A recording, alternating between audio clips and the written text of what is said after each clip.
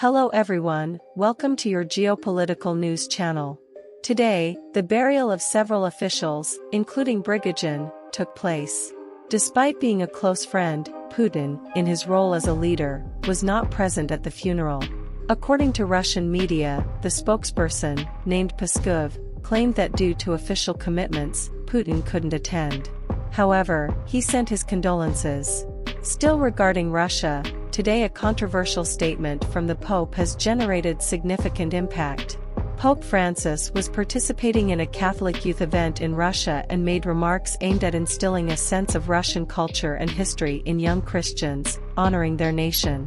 Nevertheless, the Pope's words might have been overly emphatic given the implications.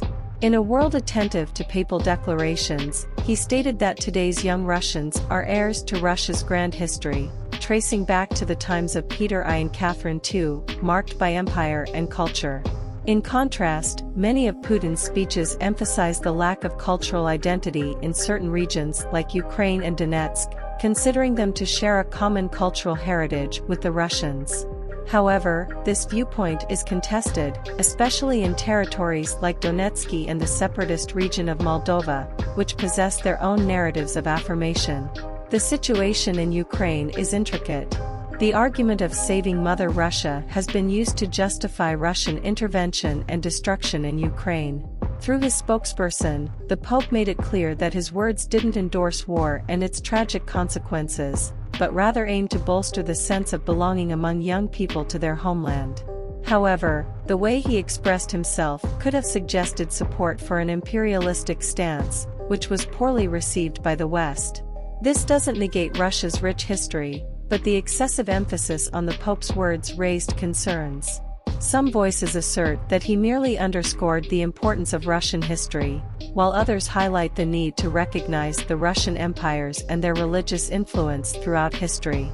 Another piece of news worthy of discussion is linked to Macron's statement. He is a figure who has sparked a certain amount of debate, as his statements have displeased both sides. Do you recall when he was visiting China and they conducted military exercises near Taiwan? Many questioned why Macron didn't criticize China for these exercises, given his presence there.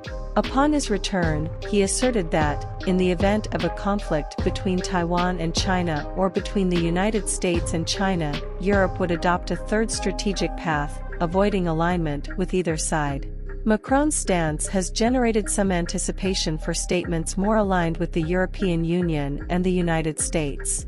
For instance, he extended an invitation to participate in the BRICS summit. However, President Ramaphosa of South Africa seemed uninterested in responding, raising doubts about the relevance of this meeting for Macron. Many view this BRICS summit as an effort to strengthen a group of emerging nations and expand their influence in contrast to the G7 countries, considered imperialistic. Part of Macron's discourse also fits into this context. Nevertheless, his involvement in this group is subject to scrutiny, given that France is one of the key G7 countries. This prompts the question of what exactly Macron seeks to achieve by engaging in this summit. Additionally, Macron has stood out due to his statements regarding the Amazon.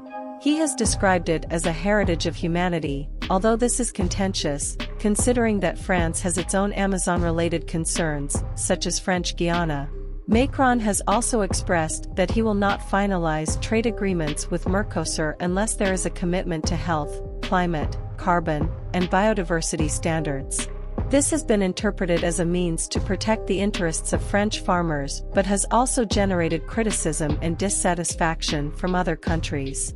Macron has also shown interest in joining the Amazon Cooperation Treaty, reflecting a perception that France holds some Amazonian power due to its involvement in French Guiana. However, this attempt to enter the Amazon Cooperation Treaty may be met with skepticism, given the actual proportions of French territory compared to the vastness of the Amazon.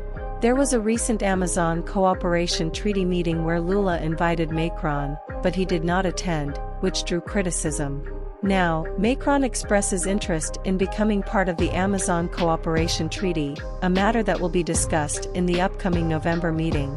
Nevertheless, there are questions about the approval of this entry, considering the dynamics involved and the interests of various Amazonian countries. In summary, Macron's actions and statements are triggering debates and questions on multiple fronts, spanning from his position in international relations to his approaches regarding the Amazon and groups like the BRICS and the Amazon Cooperation Treaty. Yesterday, during a personal conversation, we discussed that Japan has initiated the process of discharging 1 million tons of radioactive water over the next 30 years. This contaminated water contains cesium and carbon-14. Japanese authorities claim they are diluting this water before releasing it and that this process is safe. However, complaints have arisen primarily from China, which is a rival of Japan, as well as from South Korea, which was a past rival but currently maintains a more restrained rivalry. Even within Japan, there are differing opinions.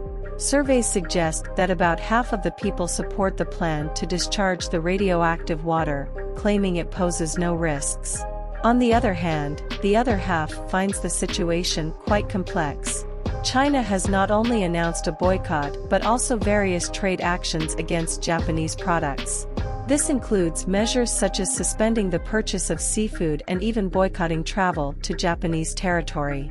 Some Japanese institutions have received a series of calls from numbers with Chinese prefixes criticizing the Japanese decision.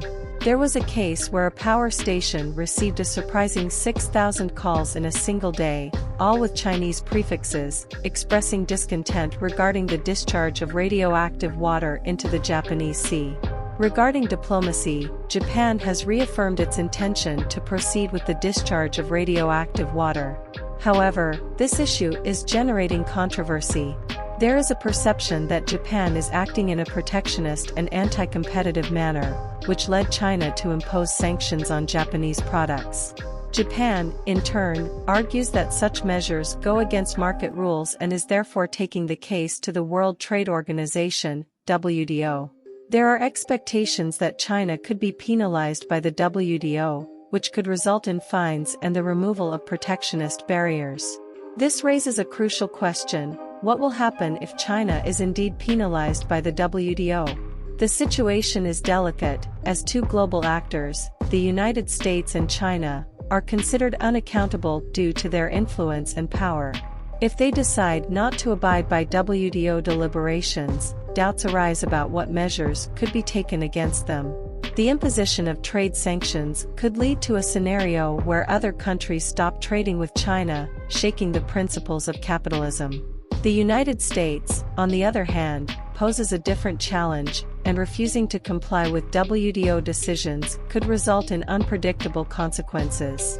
In summary, the issue of Japan's radioactive water discharge, its diplomatic and trade implications, as well as the potential developments in the international sphere, highlight the complexity of relations between nations and the difficulties faced in upholding international rules and agreements.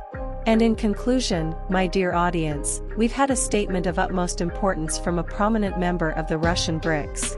This member assured that the expansion process of the BRICS group is in its early stages, and furthermore, there are 50 other nations that have expressed interest in joining this bloc.